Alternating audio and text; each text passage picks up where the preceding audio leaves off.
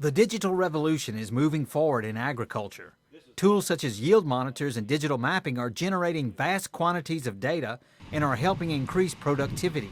You can create much better yield maps, you can have predictions, you can have automated systems of figuring out disease pressure. You can test things like vigor or test things like growth. Data is captured throughout the growing process, and farmers use it to make key management decisions.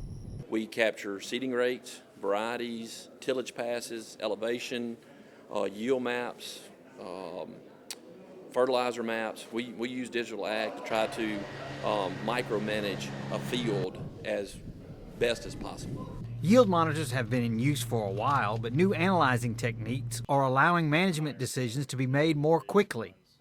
We're transmitting all this information from tractor to a laptop or a computer in the office. It's just amazing the amount of information that we're going to be able to gather and then very quickly do some analysis and make some decisions that are appropriate to improvements. Jatimus made a presentation to growers showing the potential of the data and how farmers can benefit. He emphasized acquiring the data is not expensive, which is important to producers.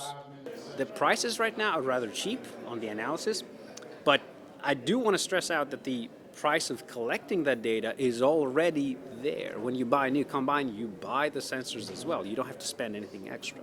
With the LSU AgCenter, this is Craig Gautreaux reporting.